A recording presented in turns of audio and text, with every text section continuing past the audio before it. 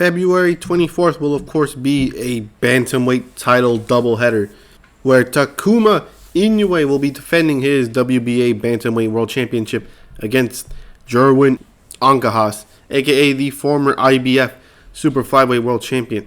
And we also have Alexandre Santiago making the first defense of his WBC Bantamweight World Championship after defeating Nonito Donaire against Junto Nakatani, aka the former WBO Super Flyweight World Championship. God damn. They're trying to take over. Super Flyweights aren't happy. They're trying to take over. But, of course, Nakatani and Ancajas have, of course, moved up to challenge for a title. Ancajas has already fought once after his defeat to Puma Martinez. And Nakatani just moved up, if I am correct, it's because no one wanted to fight him in Super Flyweight. So, as a champion, he can't really make other champions fight him. But anyways, Alexandre Santiago, aka the champion, is 28-3 with 5 draws. Damn. But anyways, his last draw was against a familiar name.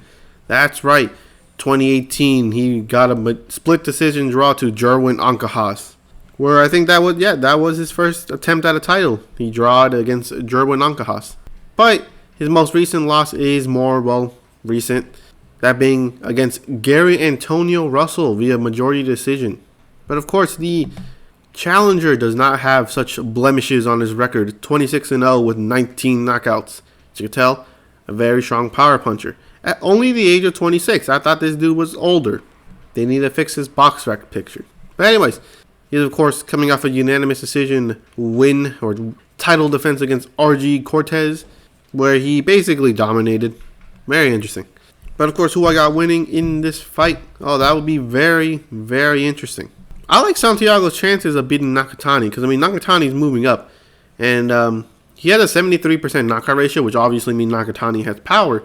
But it also means he's not that one punch, one punch knockout artist, Took him 12 rounds to defeat Andrew Maloney via KO after knocking him down 2 times beforehand. And his last, I would assume, very convincing knockout was against Ryota Yamauchi back in 2022. But then again, that dude was 8-1. Damn. But anyways, Nakatani, of course, is a very skilled boxer. It's not just power. But Santiago also does not have that much power. But he has that pop, When he fought the senior citizen Nonito Donaire. Age finally caught up to him, basically, is what I'm trying to say.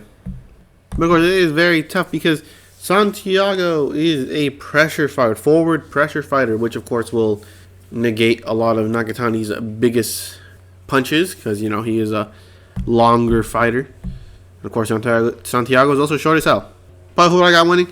I think I got Nakatani unanimous decision. I don't think he's going to knock out Santiago. I think Santiago is a little too durable for him. Then again, he has 8 blemishes on his record, and he survived all of them via decision, obviously.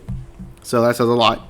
But of course, I do think Santiago's, I'm not, diminishing his achievement. He became champion. But at the same time, it was against a very old Nonito Donaire. See, also the one that came off a knockout loss to Inoue. So, I'm not diminishing him. I do like his chances against Nakatani, but I do think Nakatani's power and his skill will be a little too much for Santiago to really get anything going. I got 8 rounds to 4, Nakatani unanimous decision win. Can Santiago pull it off? Yes, he is a very active volume puncher. He likes to punch, obviously. Pressure fighter.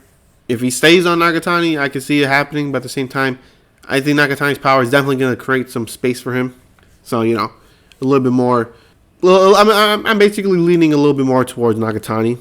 But anyways, the main event, Takuma Inoue, 18-1 with 4 knockouts, not known as a knockout puncher. But he is defending his WBA Bantamweight World Championship for the first time also against Jerwin Ancajas, 34-3 with 2 draws. Of course, one of them being to Santiago. That's very nice. With 23 knockouts. 0 losses by way of knockout. Of course, 2 of those losses were to Puma Martinez. Her name's actually Fernando Martinez, but Puma sounds better. But anyways, he had a successful career in Super Flyweight, defending his belt quite a bit of times. 8 times. He defended it 8 times. Of course, 1 draw, well, of course, to Santiago. He did come back in the prelims 2023 against Wilner Soto, which, of course, you look at his record. Not the best, you know. Reminds me a little bit of Jose Benavidez Jr. Moved up, got 1 fight against some dude that kept losing, but whatever. But anyways, who do I got winning? German Ancajas obviously has a little bit more mileage than Inoue for the sole fact that even though he's only 32, he has a total of 39 fights. And especially the beatings that he got against Puma Martinez, if you rewatch the fights, that was nasty, especially the rematch. Ooh. But the one downside to Inoue is he has no power. 22.22% knockout ratio. That is almost as low as Adrian Curiel, but Curiel actually knocked the champion out. Did he knock out the champion? No, he did not. He went unanimous decision against Libero Solis for the vacant WBA Bantamweight Championship. Of course, that dude had 6 losses, which, you know, so that, you may think, oh, he's obviously all right. You look at his record. No, his last 2 fights before fighting Inoue was 18-22 with 1 draw and 0-7. Yeah. So who do I favor? I think Inoue gets dethroned. Like to be honest, look. I have to say this. At a certain point, in terms of skill gap, you have to have some sort of power. Yeah, like I said, Sonny Edwards managed to defend his belt a couple times, with only a 20% knockout ratio. But when he fought Bam, who was, I would assume, at the level of skill as, Edwards, power came into play, and it came to play very, very hard. Unfortunately, it did not end well for Edwards. But then, of course, you got that one outlier. Well, I would say one outlier that I saw, that being Curiel not Shingon. Yeah, I don't know what the hell happened there, but we're gonna see the rematch. We'll see what happens. Anyway, did become champion against I don't want to say less than stellar opponent, but it is literally a less than stellar opponent. His past couple fights, weren't that bad. I mean, he fought someone that came off of a draw and loss, so that says a lot. Also, not that good of a record. There are some decent opponents there. I mean, this is the lower weight classes, so excuse me for not knowing, but I am trying. But I think, because I watched the highlight between Inoue versus Solis, Inoue is not that defensively sound, as people say. He's trying to imitate his brother, whether that being because he feels like he's in the shadow of his brother, or maybe because his brother literally taught him to fight like that. It doesn't change the fact that you have very little power fighting in a less than defensive style, and you're fighting someone with pop quite a bit. Although his last fight was against a not so good opponent coming off of a bunch of losses, he still TKO'd him, so that says something. I mean, then again, we do have to check something out. Soto has been TKO'd quite a bit of times. By quite a bit, I mean a lot. But then again, you look at the people who knocked him out, they have power. So, the only people that beat Soto via TKO actually had power. It's not like this who was losing to, people with Inoue's level of power. But no, he literally lost. He only loses to power punchers, so via TKO anyways. Obviously, he loses via decision as well, but you get what I'm saying. I think Ancajas will... the biggest problem with Ancajas is his beatings that he took against Puma Martinez. Like I said, they're pretty bad ones. But like I said, Inoue does not have that much power to really... I would have not that much power to affect him that much. He does get caught quite a bit. Takuma does. But just because his name Takuma does not mean he is like the Puma. I got Ancajas 11th round stoppage. I'm saying it right here. Ancajas. I think Ancajas will... I think Ancajas will upset Inoue. I do think his level of experience and the level of opponents that he fought, will definitely help him out. I mean, Puma definitely has somewhat of a similar style. Not to mention, he also doesn't have a lot of power, which is a little misleading.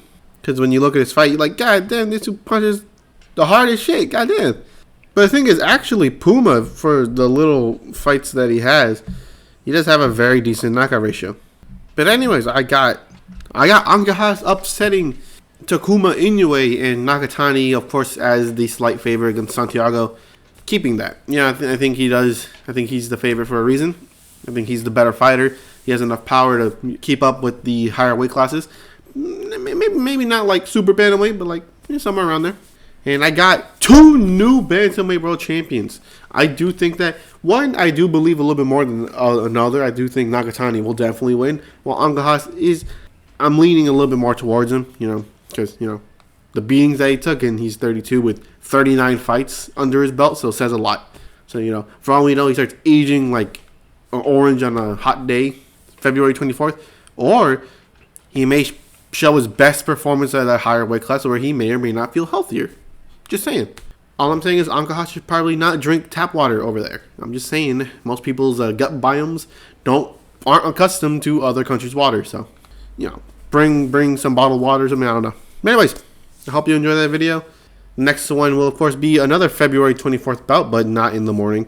Of course, Edgar Berlanga's return. Of course, he's fighting an undefeated super middleweight. So, they're still trying to build him up to be this big threat. Will he be a big threat? We'll just have to find out. But anyways, hope you enjoy this video, and I'll catch you in the next one.